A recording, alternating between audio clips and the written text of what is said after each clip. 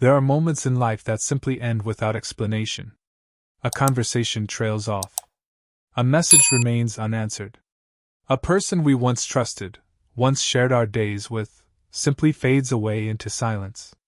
And we are left behind, holding fragments of memories that no longer belong anywhere, like letters addressed to someone who has moved without leaving a forwarding address. We tell ourselves that time will make sense of it all, that the truth will eventually surface. But sometimes it doesn't. Sometimes the people who hurt us never apologize. Sometimes the ones who left never explain why. And sometimes the closure we keep waiting for never arrives. We're taught to believe that healing requires understanding, that we need to know the reason, the story, the why. But real healing, the kind that transforms the soul, often begins when we realize that not every wound will come with an explanation. Not every chapter will end with a clear conclusion. There is a strange heaviness in unfinished stories. They live inside us, looping endlessly like songs with no final note. We replay the conversations, reimagine what we could have said differently, rehearse 1,000 versions of an ending that never happened. We think, maybe if I had said this, maybe if I had done that, maybe then things would have made sense.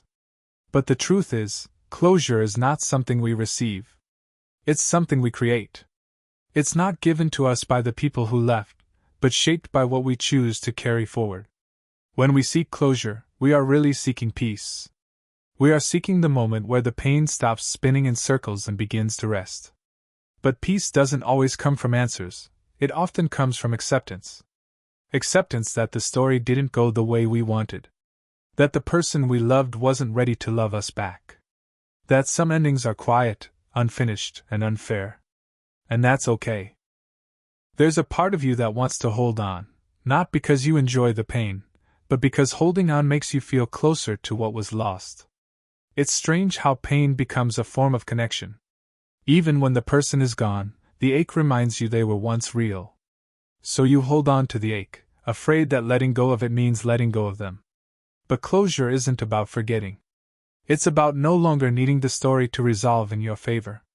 It's about releasing the need for a perfect ending, and realizing that some stories end abruptly because they were never meant to continue. You are not broken because you didn't get closure. You are human, and the human heart is made to seek meaning. But part of maturing, part of growing in emotional depth, is learning that not all meanings are meant to be found. Some simply exist in the quiet mystery of why it had to happen this way. Think of all the people you've lost contact with, not just to death, but to time, to distance, to misunderstanding. Think of the friendships that drifted away, the relationships that collapsed under the weight of unspoken feelings. Every one of those moments was a kind of death, not of the body, but of connection. And yet, the world didn't pause to explain why. The truth is, closure is a luxury. Many times, life moves forward before our hearts are ready. We're left to find our footing in a landscape that no longer feels familiar. And yet, somehow we do. Somehow, we wake up again. We find new rhythms, new people, new moments that remind us that life still holds beauty even after loss. But before that renewal comes the hardest part. The silence after the ending. That silence is the birthplace of healing. It's uncomfortable, almost unbearable at times, because it forces us to sit with what we don't understand. It strips us of distraction. It makes us feel small in the vastness of the unknown. And yet, within that silence, something sacred begins to form, the ability to live without needing to control the narrative. We live in a world that glorifies clarity, that demands explanations and apologies. But healing doesn't obey those rules. It's not a courtroom, where everyone must testify and the truth must be declared. Healing happens in the quiet. It happens when you stop chasing closure and begin to make peace with ambiguity. There's a quote that says, "Closure is not something someone else can give you. It's what you find when you stop needing them to." That is the essence of emotional maturity, the shift from dependence to inner sovereignty. The human mind craves story. We are meaning-making creatures. We want beginnings, middles, and ends. We want to label things so they make sense, so they can fit neatly into our personal timeline. But life rarely follows narrative order. Some relationships begin before we're ready and end before we understand them. Some experiences make sense only years later, or never. And part of peace is learning to live gracefully with that uncertainty. To heal without closure is to stop asking, "Why did this happen to me?" and start asking, "What can I learn from what happened?" It's not about denying the pain, it's about transforming it into wisdom. When someone leaves without explanation, we can still choose what that story means to us. We can decide that their silence is not our fault. We can interpret their absence not as rejection, but as redirection. And we can let that awareness soften the sharpness of the wound. There's a point in the healing process where you realize that waiting for closure is another form of holding on. It keeps you anchored to a moment that no longer exists. It keeps you facing backward, searching for validation in a place where there's no one left to give it. But healing happens when you turn toward yourself. When you say, "Even without the answers, I will find peace." It happens when you stop asking the past to explain itself, and instead start asking yourself what your present needs in order to grow. You are not weak for wanting closure. You are simply longing for understanding, and understanding is one of the most human desires there is. But sometimes, understanding comes not from others, but from silence. In the quiet, we begin to see what was invisible before. How we ignored our own intuition. How we gave more than we received. How we placed our worth in someone else's hands. And that realization, though painful, is a kind of closure. When you lose someone suddenly, when a friendship ends without warning, or when a relationship dissolves in confusion, it feels like a theft.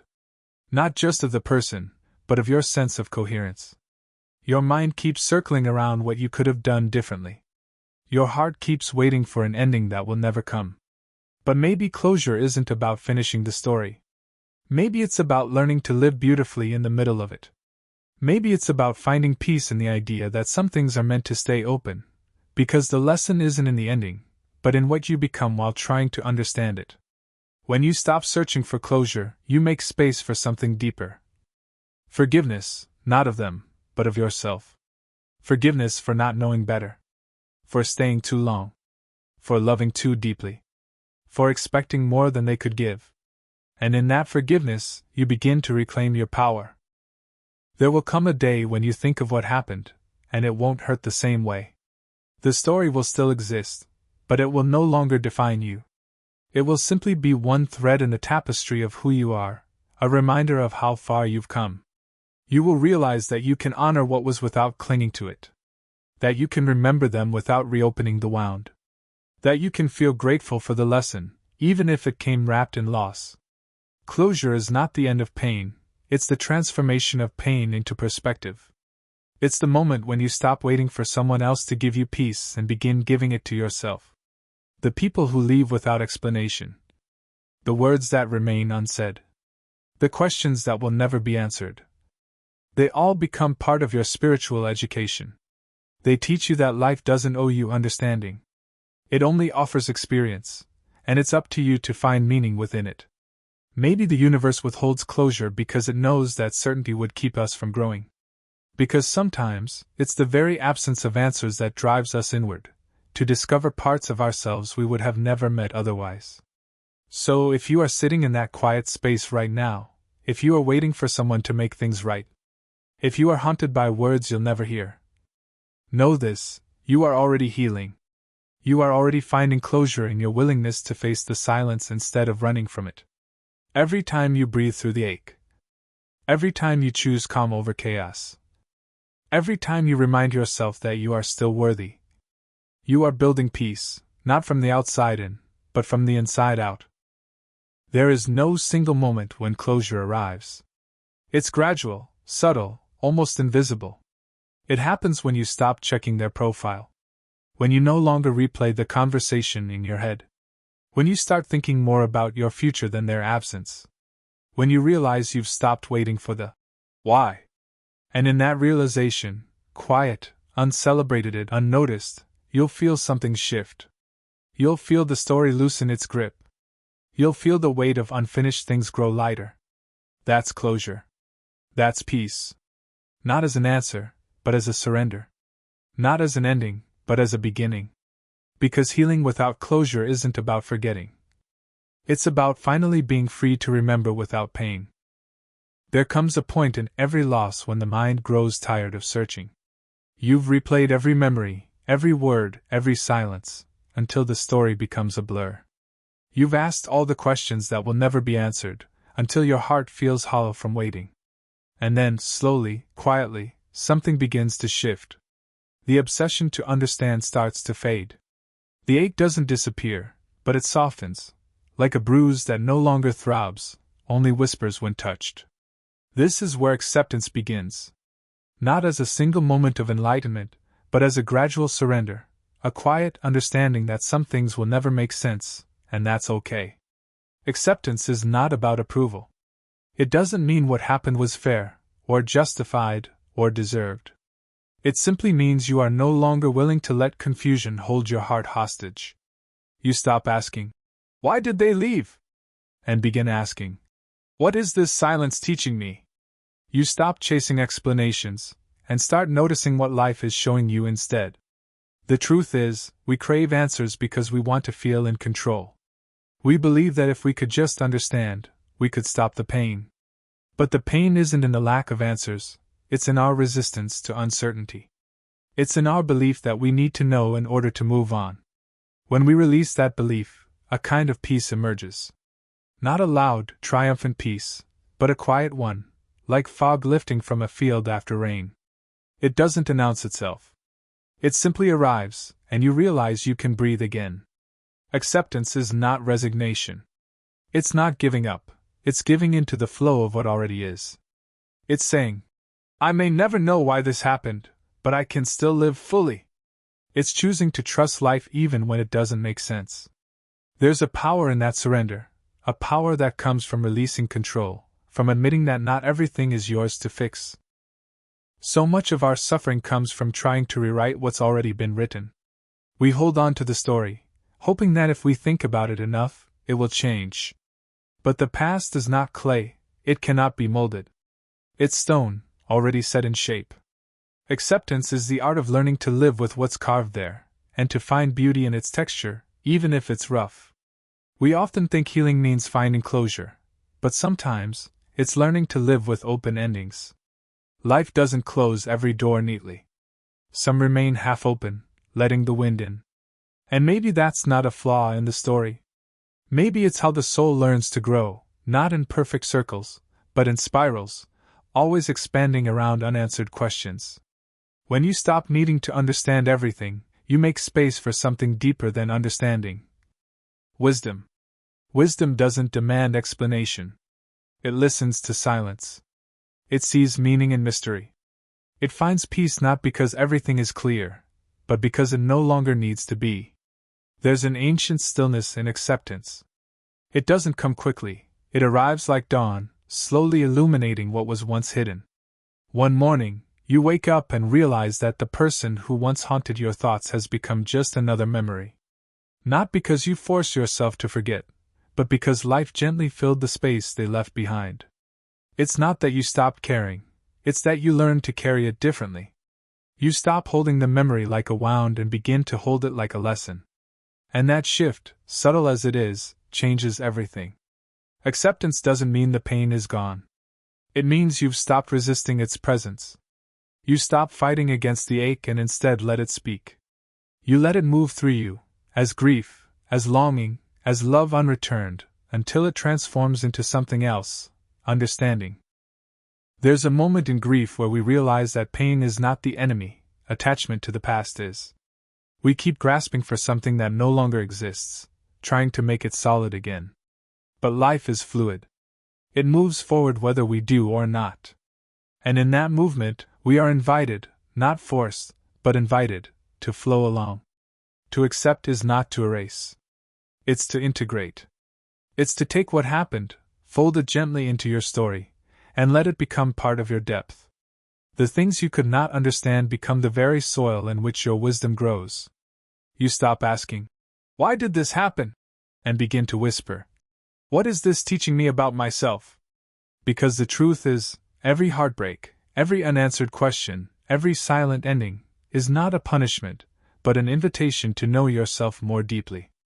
Acceptance is the bridge between what you wanted and what you received. It's the place where you realize you don't need to have all the answers to move forward. You only need enough courage to take the next breath, and then another. There's a certain serenity that comes from letting go of the why. Because once you stop searching for the reason, you begin to notice the lesson. You see how the relationship taught you what love can feel like, and what it cannot. You see how the loss revealed your capacity to endure. You see how silence became your teacher, how solitude became your sanctuary. Acceptance is not passive. It's the most active thing you can do, to face life as it is, without demanding it to be different. It's the quiet bravery of saying, I will love again, even if I don't understand why it ended. I will trust again, even if I was once betrayed. I will live, even with unanswered questions. We live in a culture that fears uncertainty. We want quick fixes, instant clarity, neat resolutions. But healing is not linear, and peace doesn't come with a map. It comes with patience, and with the willingness to sit in the fog until your vision adjusts. There's a subtle alchemy in that patience. As you stop resisting, you start transforming.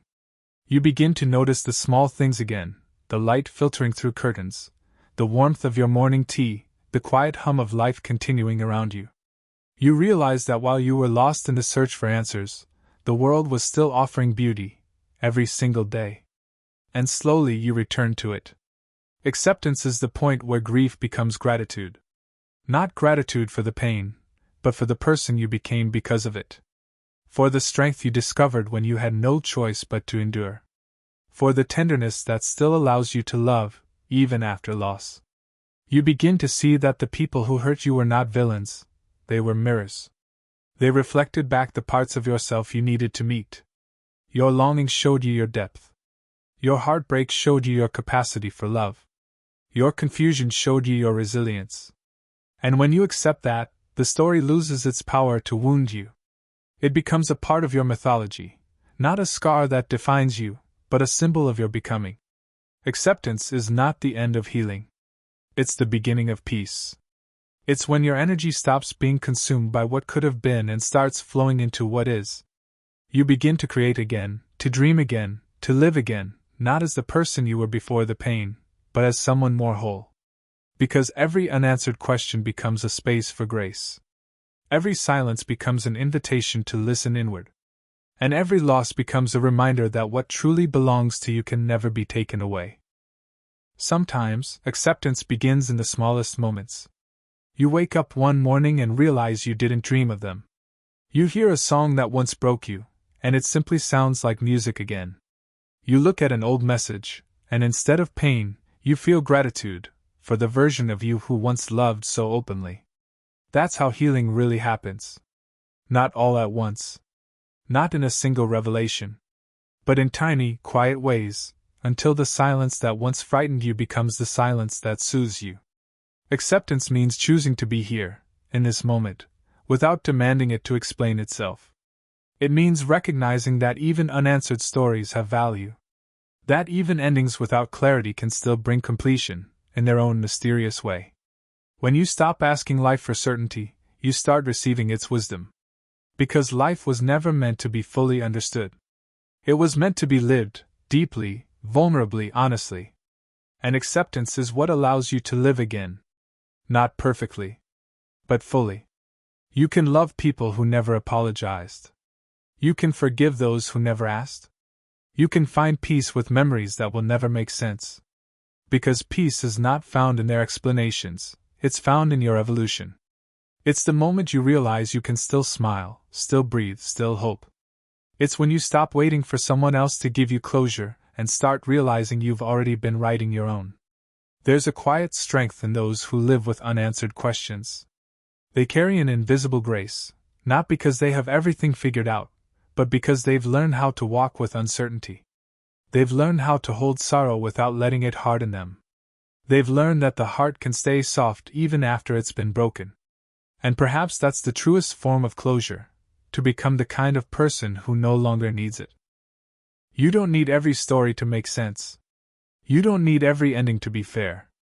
You just need to trust that whatever remains unfinished has its own purpose, even if you can't see it yet. One day, when you look back, you'll understand. Not with the mind, but with the soul.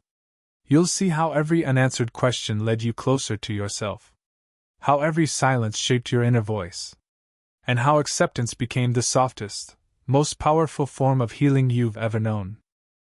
Forgiveness is one of the hardest lessons the human heart must learn, not because it is unnatural, but because it feels unjust. We grow up with the quiet belief that peace must be earned through fairness, that apologies must precede forgiveness, that understanding must come before acceptance, that justice must arrive before healing. But life, in its strange and unpredictable rhythm, rarely unfolds in such neat and orderly ways. There are things that happen to us that we will never fully comprehend. There are words we will never hear, the ones that could have made everything make sense. And there are people who will carry on with their lives, untouched by the depth of the pain they left behind. They will not apologize, not because you didn't deserve one, but because they are living from a place where awareness has not yet awakened. And if you keep waiting for their awakening, you might miss your own. Forgiveness, in its truest form, is not about letting someone off the hook. It's about unhooking yourself from the weight that binds you to them. It is not a gift to the one who hurt you. It is a liberation for the one who was hurt. The mind resists this. It argues, they should understand what they did. They should come back and admit it. They should feel remorse.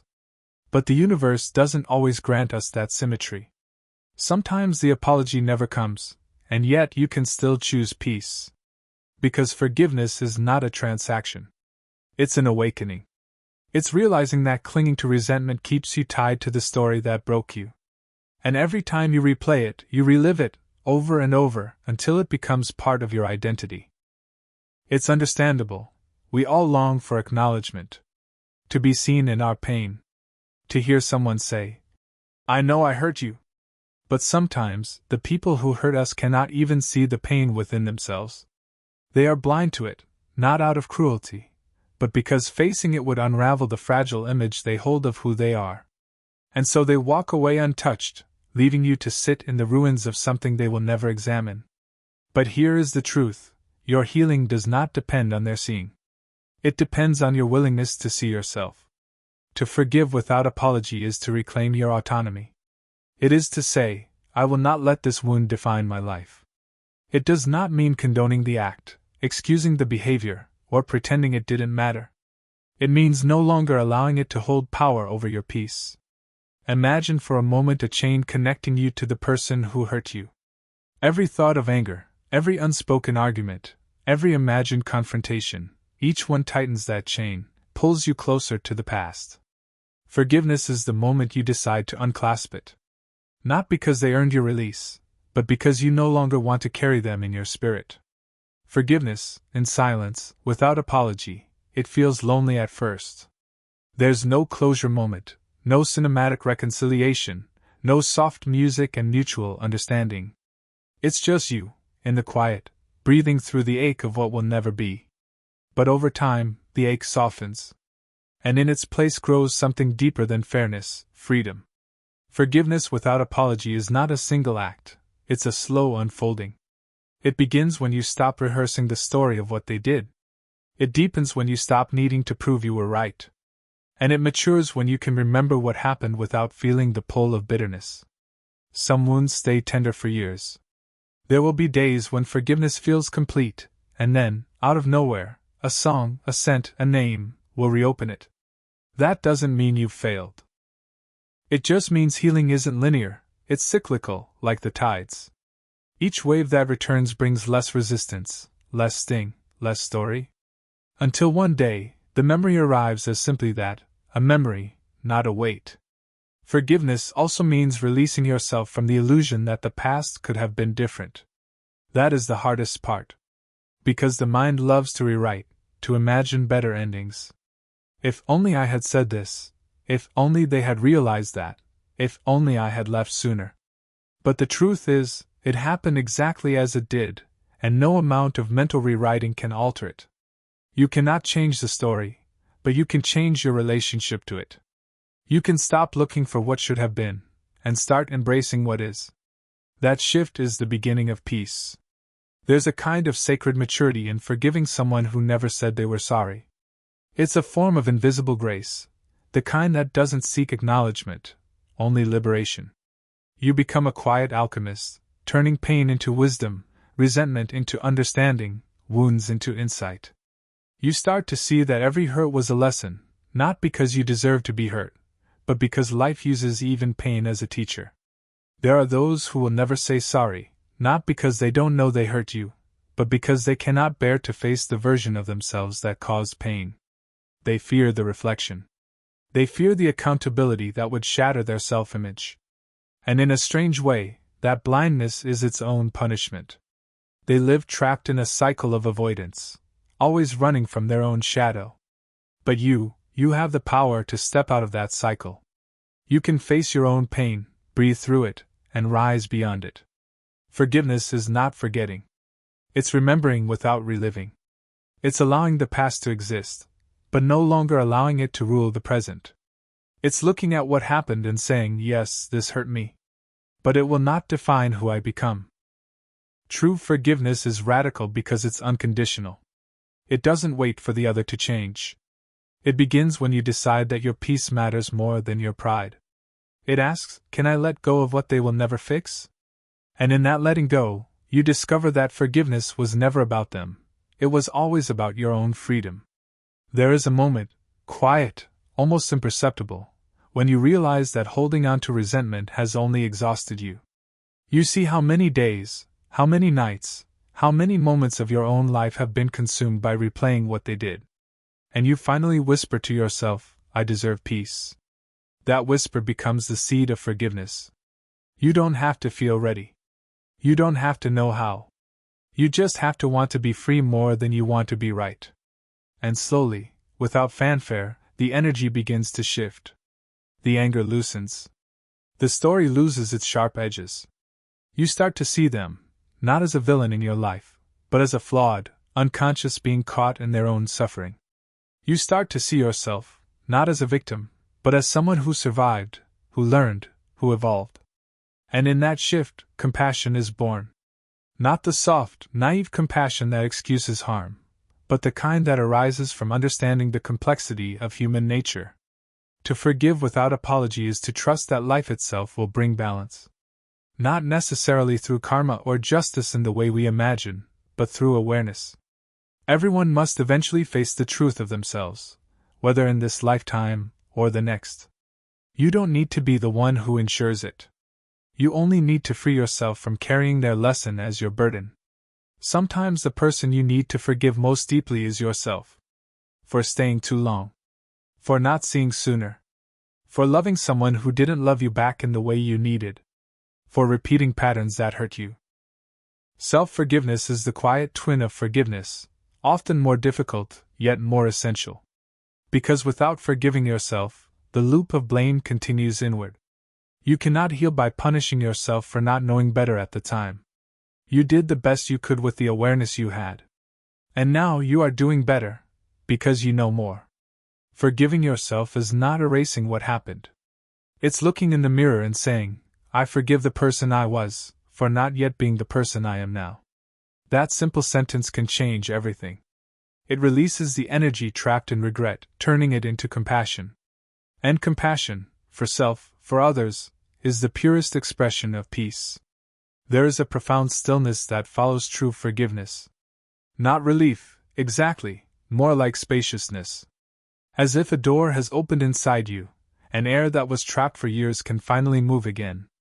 That spaciousness is where new life begins. You start to notice the small joys that had been hidden beneath bitterness, the morning light, the quiet sound of your own breath, the beauty of ordinary things. It's as though forgiveness clears a lens, and suddenly, the world is vivid again. Forgiveness without apology is a private act of power. No one will see the moment it happens. No one will applaud. But something ancient inside you will sigh in relief, because it will recognize that you have chosen freedom. You have stopped waiting for someone else to unlock the door that was always in your hands. You may never hear the words you wanted to hear. You may never get the closure you thought you needed. but you can still choose peace. You can still release the story and walk forward, lighter. Because peace is not given by others, it's created by the quiet courage to let go, even when the world offers no apology. And maybe one day, when you think of them, there will be no anger left, not even sadness. Just a faint gratitude. Not for what they did, but for what you discovered in the ruins they left behind, your strength, your depth, your capacity to rise without being asked to. That is the quiet victory of forgiveness, unseen, but eternal. There comes a quiet morning after forgiveness, one that doesn't announce itself with fireworks or triumph, but with stillness. You wake up, and for the first time in a long while, your chest feels light. The ache that once lived behind every breath has softened. The silence that used to echo with longing now feels like space, open, gentle, alive. This is the moment of return. The slow, tender journey of reclaiming yourself. When we hold on to pain, we don't just hold on to the memory of what happened, we begin to shape ourselves around it. The wound becomes a landmark in our inner landscape. We define who we are in relation to it. The one who was left. The one who was betrayed. The one who never got an apology. Pain becomes a quiet identity we wear, often without realizing it. And when we finally let go, when forgiveness begins to work its quiet alchemy, we may find ourselves standing in unfamiliar territory. If I am not my pain, if I am not my story, then who am I now? That question marks the beginning of reclamation. It's not about going back to who you were before the hurt. That person no longer exists, and they shouldn't. It's about becoming someone deeper, someone who has seen loss and still chooses openness. Someone who has known breaking and still believes in beauty. Someone who can hold both grief and gratitude in the same breath. When you release the need to carry what broke you, something remarkable happens. You begin to feel the contours of your own soul again. You start noticing what you love, what you long for, what feels like you, not the version of you shaped by someone else's actions, but the quiet, authentic self that has been waiting beneath the noise. Reclaiming yourself is not an act of effort, it's an act of remembrance. It's remembering what it feels like to exist without defense. To laugh without guilt. To rest without the constant background hum of tension. It's learning to trust that you are safe within your own being, that you don't need another's validation to feel whole. After letting go, your life may feel strangely empty at first. The space once filled with anger or longing or unanswered questions can feel vast, echoing. Don't rush to fill it. That emptiness is sacred. It's the fertile ground of becoming. Let it breathe. Let it stretch. Something new will take root there, but only if you give it room. You may find yourself revisiting things you used to love, music, writing, the quiet walks you stopped taking when your heart felt too heavy. These are not distractions. They are pathways back to your essence. Each small act of joy is a thread reconnecting you to the life force that pain once dimmed. Every gentle pleasure, the way sunlight spills across your floor, the way a breeze moves through leaves, reminds you that beauty never left you. You had only stopped noticing it while you were surviving. Healing does not always look like grand transformation. Sometimes it looks like a slow return to small, forgotten things. To mornings that don't begin with grief. To nights that end with gratitude instead of rumination. To conversations where you no longer speak from your wounds but from your wisdom. Reclaiming yourself also means relearning boundaries, not the rigid walls built out of fear, but the compassionate gates built out of self-respect. When you've been hurt, your instinct may be to protect yourself by closing off. But true reclamation is not about isolation, it's about discernment. You begin to see who nourishes your peace and who disrupts it.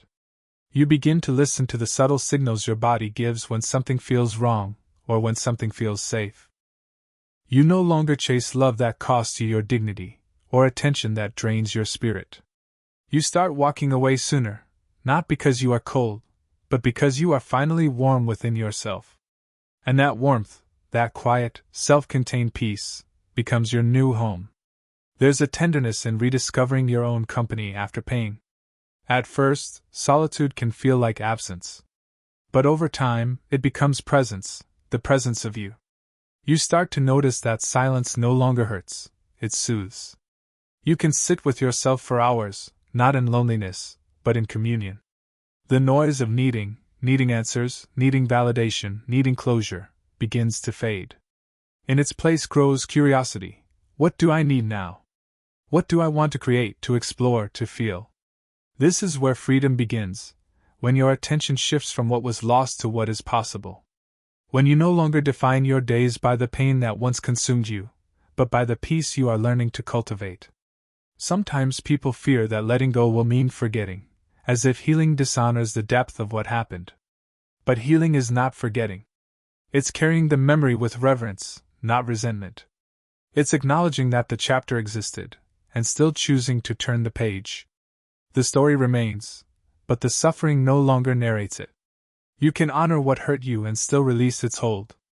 You can remember without reopening. You can keep the lessons without carrying the weight. That is what it means to reclaim yourself.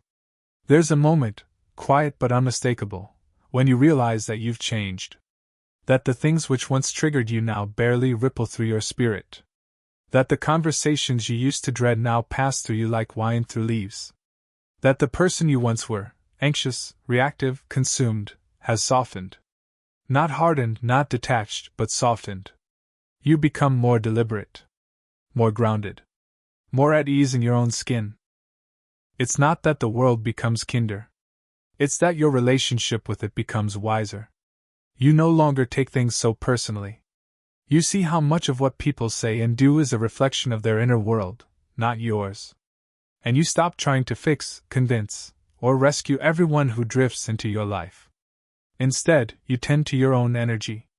You become a keeper of your peace, gently guarding it, not out of fear, but out of deep respect for how hard you work to find it. Reclaiming yourself also means reclaiming your narrative.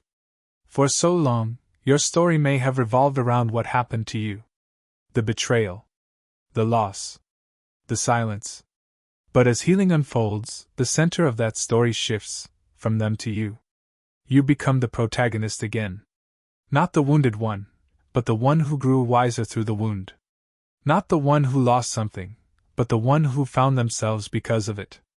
Your story becomes less about pain and more about evolution. There's a strength that emerges when you realize you've survived something you thought might destroy you. A quiet, unshakable strength, not loud or boastful, but serene. You stop needing to prove it. You simply carry it, like an inner flame that no storm can extinguish. In that strength, you begin to make new choices. Choices that honor your peace, your values, your truth. You stop settling for almost love and almost truth. You stop performing to be chosen. You stop apologizing for your sensitivity, your depth, your solitude. Instead, you start living from alignment, not seeking approval, but authenticity. You become the person you needed back when everything was breaking. That is the essence of reclaiming yourself, becoming your own safe place. It's not a sudden revelation. It's a slow remembering, one boundary, one breath, one quiet morning at a time. You begin to see that healing is not about fixing what was broken, but about becoming someone who no longer feels broken. It's about integrating the past without living in it. It's about loving yourself so deeply that you no longer seek love through pain. There may still be moments of sadness, small waves that rise and fall. You might still think of them sometimes. You might still feel the echo of what was lost. That's okay. Healing doesn't mean erasing the past, it means making peace with it. It means looking at your scars and saying, "This is where I grew." As you reclaim yourself, life begins to expand again. Opportunities return. Inspiration stirs. You start to feel called toward new experiences, new connections, new ways of being. But this time, you move differently, slower, more intentional. You choose people and paths that feel peaceful, not just exciting. You create not from emptiness, but from fullness. You love not from fear, but from wholeness. And perhaps the most beautiful part is this. You begin to trust life again. Not blindly, not naively, but courageously. You realize that even though life took things from you, it also gave you something irreplaceable in return: awareness. Awareness of your own resilience. Awareness of what matters. Awareness that peace was never outside of you. It was waiting beneath the rubble of what fell apart. Reclaiming yourself is the quiet revolution that happens when you finally decide to stop living in reaction to your pain. It's the moment you say, I am not what happened to me. I am who I choose to become now. And with every act of gentleness toward yourself, you reclaim a little more. With every boundary, every breath, every time you say no to chaos and yes to calm, you return home to yourself. The journey doesn't end with forgiveness. It begins there. Forgiveness clears the space. Reclamation fills it with life again. You will know you've reclaimed yourself when you can look back and see that what once broke you also built you. When the memory no longer burns, but glows, like a candle that illuminates rather than consumes. When you can finally say, not with bitterness but with quiet truth, it had to happen this way. Because without it, you would never have discovered the strength, the peace, the clarity, and the grace that now live within you. And as you stand in that new light, you realize something deeply humbling. You were never truly lost. You were simply learning the way back. There is a moment in every healing journey that arrives without ceremony. No thunder, no sudden revelation, no great declaration of change. It begins quietly, like dawn. A soft, golden awareness that something within you has shifted. You can't point to the exact moment it happened. You only notice one day that you are no longer living in the same inner weather. The storms that once consumed you have gentled into rain. The noise that once filled your mind has softened into stillness. You are not the same. You have been transformed, quietly, completely, and without permission from the world. This is what healing becomes after the letting go, transformation without drama. No need to announce it, to prove it, or to chase it. It unfolds naturally, like seasons. Like the way winter does not argue with spring, it simply yields. The quiet transformation is not the spark of change, it's the settling after change. It's what happens when forgiveness, acceptance, and self-return begin to take root so deeply that your life starts to bloom again, effortlessly, without force. It's the peace that arrives not because everything is perfect, but because you no longer demand perfection from life. You start to realize that healing was never about becoming untouched by pain, but about becoming unharmed by its memory. That peace doesn't mean you stop feeling, it means you stop resisting. It's a shift so subtle that most people will miss it. But you, the one who lived through every moment of it, you will feel it. You'll feel it in the way your body breathes differently.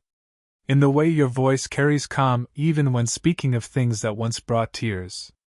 In the way your presence alone begins to quiet the spaces around you. This transformation is not external, though the world around you may begin to mirror it. It begins in the silence of your inner world. You start to notice that your thoughts are no longer enemies to battle but waves to observe. You start to realize that your emotions are no longer traps, but teachers. You stop labeling feelings as good or bad, they are simply visitors, passing through the temple of your awareness. You welcome them, you learn from them, and you let them go.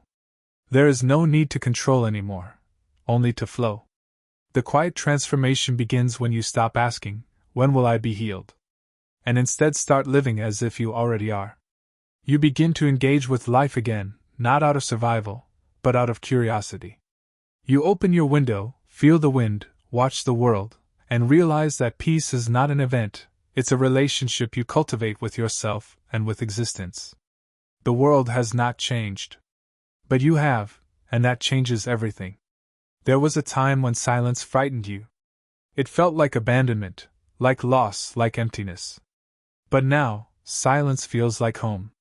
It's no longer something you run from, but something you return to. In that stillness, you can feel life breathing through you, the same rhythm that moves oceans and stars. It speaks in a language you once forgot how to hear, the language of trust. You begin to see that your life is not behind or ahead of schedule.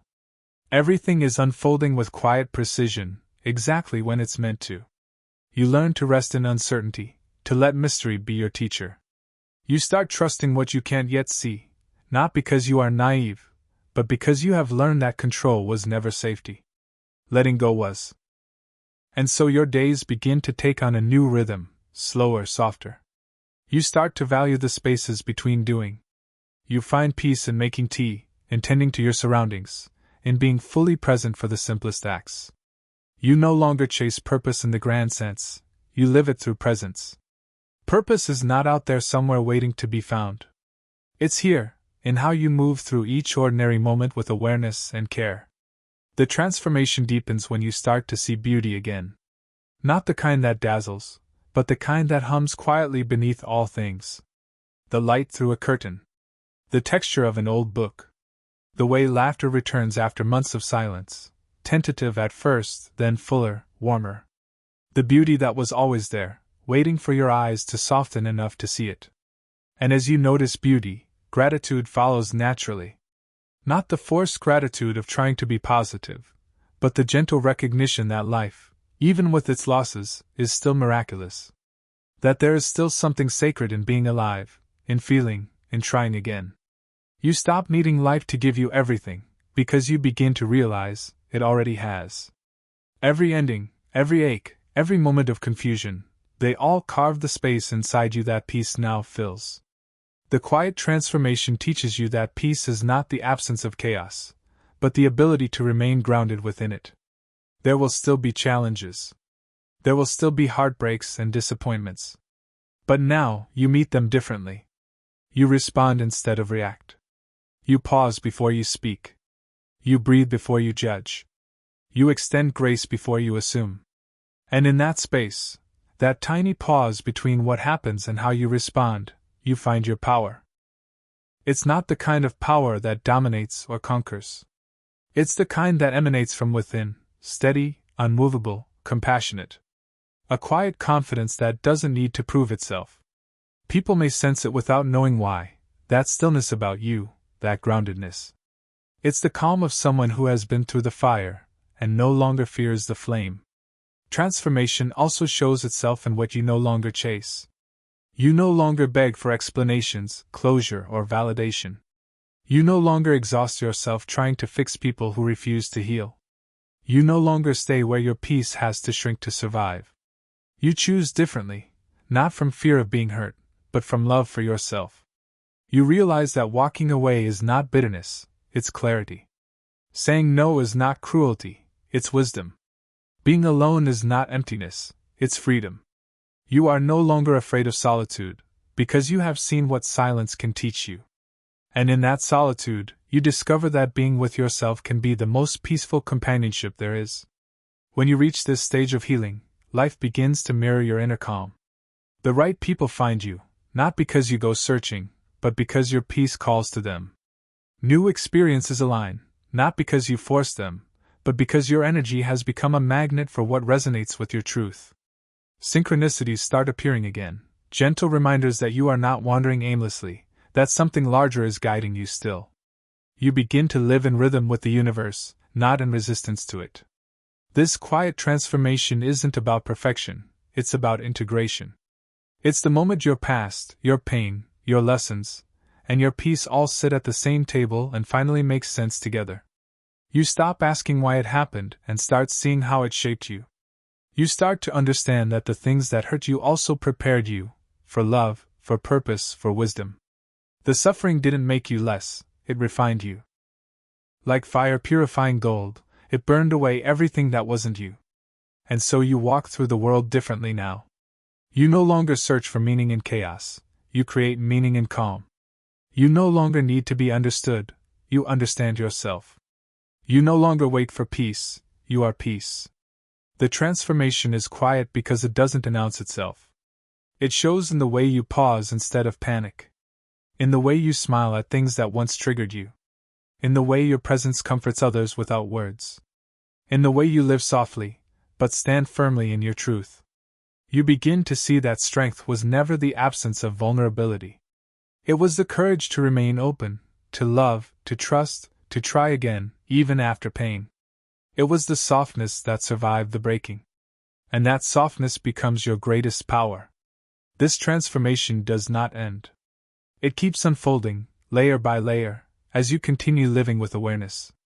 Each moment invites you to return, to presence, to balance, to love. Even when life shakes you again, you know how to come home to yourself. You have built that home, not in a place, not in a person, but in your own being. And in that home, there is light. A light that doesn't fade with seasons or losses.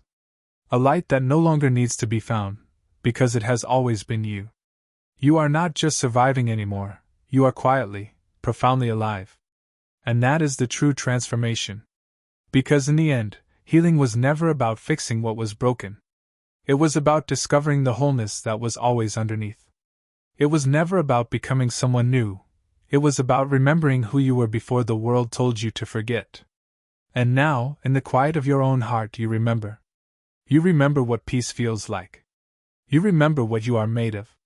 You remember that nothing, not loss, not pain, not even time, can take away what you've reclaimed. Yourself.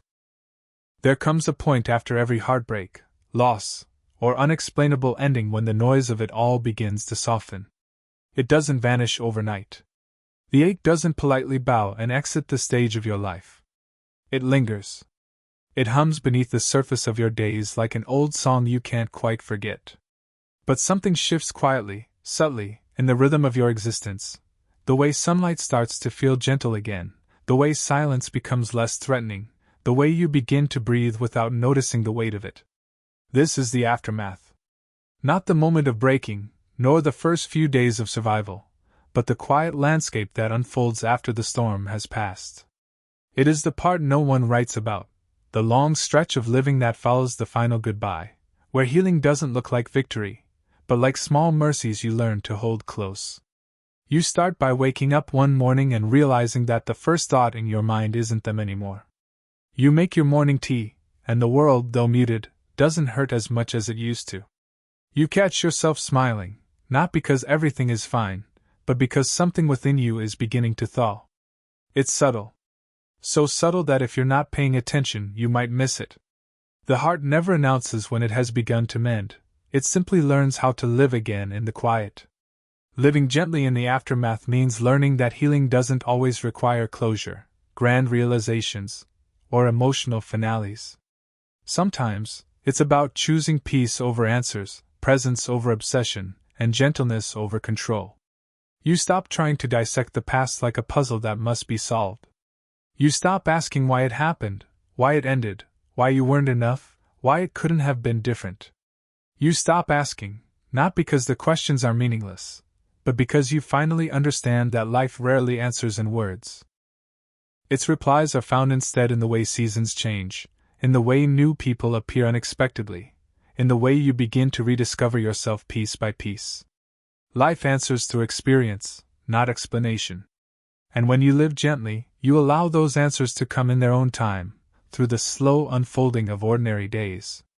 The aftermath is also where you learn softness again. At first, pain hardens you. It builds walls, sharpens your edges, makes you wary. But over time, something inside starts to whisper that you can't live behind armor forever. That softness isn't weakness, it's the language of your truest self. You start noticing small things again, the way rain sounds against the window, the comfort of clean sheets, the warmth of your own hand resting on your chest. You realize that peace isn't found in moving on quickly, but in allowing yourself to exist fully where you are, even if where you are is still tender. Living gently means releasing the belief that healing must be visible. You no longer chase milestones like, "I'm over it now." Instead, you let healing move through you quietly, through your habits, through your stillness, through your choice to show up for yourself even on dull, lonely mornings. You forgive yourself for not being as strong as you thought you should be. You forgive yourself for the days you couldn't get out of bed, for the nights you replayed everything, for the messages you drafted but never sent. You forgive yourself for needing more time. And in that forgiveness, you begin to return home to yourself. Living gently is an art, one that requires patience, trust, and an openness to imperfection. You start realizing that healing is not about becoming who you used to be before the pain. That version of you no longer exists, and that's not a tragedy, it's evolution. What emerges instead is someone softer, wiser, and quieter in their strength. This version of you no longer rushes to fill silence with noise or loneliness with distractions. You learn to sit with what is, to rest in your own company, to find beauty in simplicity. You no longer need every part of your life to be certain. You can live in questions now. You can live in the unknown without fear because you've seen what breaking open feels like, and you've survived it. The aftermath teaches you that peace isn't the absence of pain, but the ability to remain open-hearted even when pain once lived there. You learn that closure isn't something another person gives you. It's something you grant yourself by choosing to stop waiting for explanations. In this gentle phase of life, time becomes your companion. Not something to outrun, but something that walks beside you quietly. You begin to understand that the human heart is not meant to get over everything. Some experiences become part of you, folded softly into your story. They no longer define you, but they deepen you. You learn to see your scars not as signs of brokenness, but as proof of having lived fully, proof that you loved, lost, and learned. And when you finally look back, you see that what once felt like an ending was, in truth, a beginning disguised in grief. You begin to notice how everything is connected, how one chapter leads softly into the next. The person you lost taught you about love. The pain you endured taught you about resilience. The silence that followed taught you about peace. And the solitude you once feared has become your sanctuary. There will still be moments when old memories visit you, unexpected, uninvited. You might feel the ache return for a while. But instead of resisting, you let it come. You breathe with it.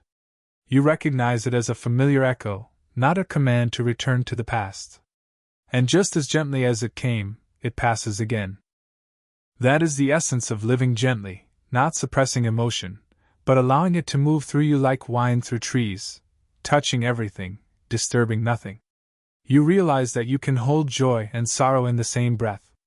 That peace isn't about erasing your story, but about accepting it, all of it, with grace.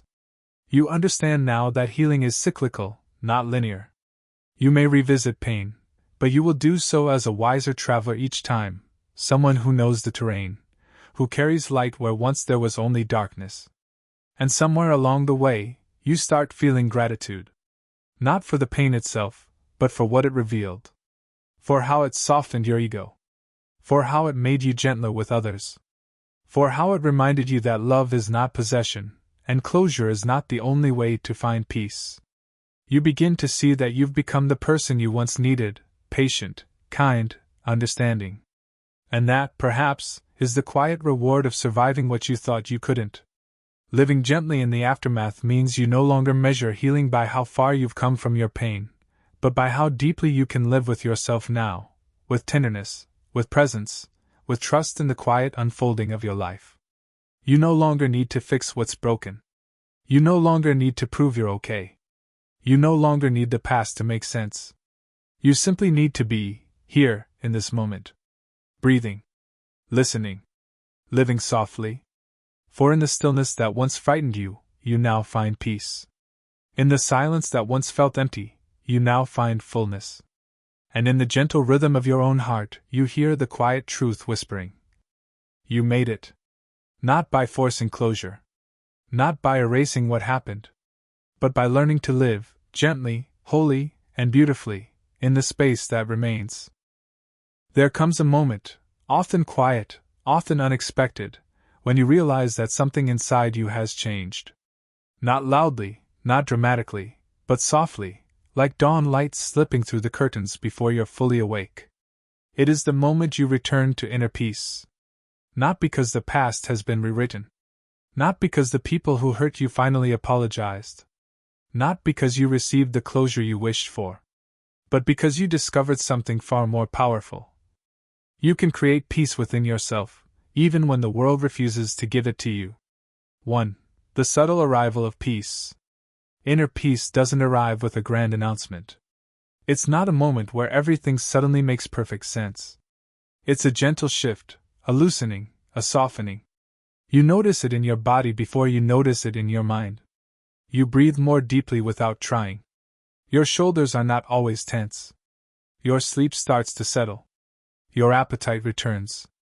You no longer brace yourself for pain that is no longer coming. It feels like walking out of a long, dim tunnel and realizing you're standing in daylight again, unsure when you left the darkness, but knowing you're no longer inside it. And this, quietly, is how peace slips back into your life. Not with force. Not with certainty. But with grace. 2. When the past slowly loses its grip. Healing never asks you to forget. It asks only that the past loosens its grip on your present. You realize you're no longer repeating the same questions in your head. Why did this happen? Why didn't they choose me? Why wasn't I enough? Why couldn't I fix it?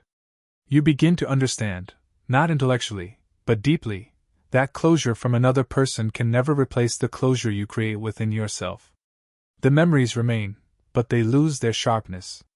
The story stays, but it no longer wounds you. The ending is still unfinished, but you no longer feel trapped inside it.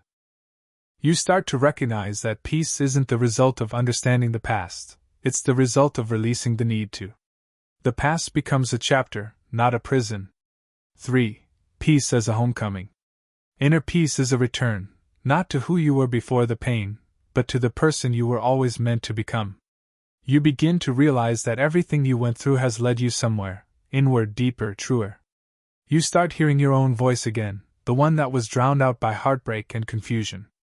It tells you, you're safe now. You're growing. You're stronger. You're becoming the person your past self always hoped you would be. Peace is not the absence of struggle, it's the presence of self. It is a homecoming to your own heart. 4. The soft strength that replaces fear. As you return to inner peace, fear loses the authority it once held over your life. You're no longer afraid of being alone, because solitude has revealed its quiet beauty. You're no longer afraid of silence, because silence has become your teacher. You're no longer afraid of uncertainty, because you've learned that you can survive what you once believed would break you. You discover a strength that doesn't shout, doesn't demand, doesn't prove. It simply is. A softness that is rooted, grounded, steady. A calm that carries its own power. This is the kind of strength that comes only from surviving what didn't give you answers. This is the strength of someone who knows they will be okay, even without closure, even without validation, even without the assurances they once begged for. 5. Rewriting your inner landscape. Inner peace changes the way you move through the world. Your expectations shift. Your priorities evolve. Your emotional landscape transforms. You stop chasing people who make love conditional. You stop bending yourself to fit into spaces never meant for you. You stop tolerating half answers, half efforts, half love. You no longer settle for connections that make you fragments of yourself. Peace teaches you that the right people will never require you to abandon your own soul to keep them. Peace teaches you that your own energy is too precious to waste on people who do not appreciate it. Peace teaches you that you deserve relationships built on clarity, intention, and care, not confusion or emotional crumbs. 6. Choosing yourself, gently and fully. Inner peace is quiet, but it is also a declaration. A declaration that sounds like, I choose myself now. I protect my heart now. I honor my needs now. I refuse to abandon myself ever again. You begin making choices you once feared to make, choices that reflect your growth rather than your wounds. You choose boundaries, not from anger, but from wisdom. You choose solitude, not from avoidance, but from strength. You choose people who show up, not people who make you doubt your worth. You choose rest without guilt. You choose your own well-being without apology. And perhaps most importantly, you choose to close the chapter, not because the story ended perfectly, but because you deserve peace. 7. Peace as a daily practice. Inner peace isn't a destination. It's a practice, one you recommit to every day. Some days you'll feel light, centered, connected. Other days, memories may stir, sadness may reappear, and grief may knock on your door again. But now, you know how to stay calm in the face of old storms. You meet your emotions gently. You welcome them without fear. You let them pass like waves. You learn that peace is not something you hold tightly, it's something you allow, something you create, something you nurture. It's in the way you breathe. In the way you slow down. In the way you speak to yourself when no one is listening. In the way you choose compassion over criticism. In the way you carry love rather than resentment. Inner peace becomes a way of living, a way of seeing, a way of being. 8. Gratitude for the journey. Often, peace brings with it a surprising companion, gratitude. Not for the hurt, not for the loss, but for the transformation. Gratitude for your own resilience. Gratitude for the way you rose. Gratitude for the strength you didn't know you possessed. Gratitude for the discovery that you can survive without the closure you once believed was essential. You see now that inner peace didn't happen in spite of the pain, but through it. The journey carved you. It deepened you. It awakened you. It returned you to yourself. 9. A gentle closing. In the end, the return to inner peace is not an ending, but a soft beginning. A beginning marked by clarity rather than confusion. Self-trust rather than self-doubt. Presence rather than longing. Acceptance rather than resistance. Stillness rather than chaos. You realize that peace was never something you had to chase. It was something you had to make space for. And now, standing here with your heart steadier and your breath softer, you finally understand. You were not meant to wait for closure from others. You were meant to become the closure. You were meant to become the peace. You were meant to become the safe place you once searched for in someone else. 10. Final reflection. So here you are, not fully healed, perhaps, but healing. Not without scars, but proud of them. Not done with your journey, but deeply transformed by it.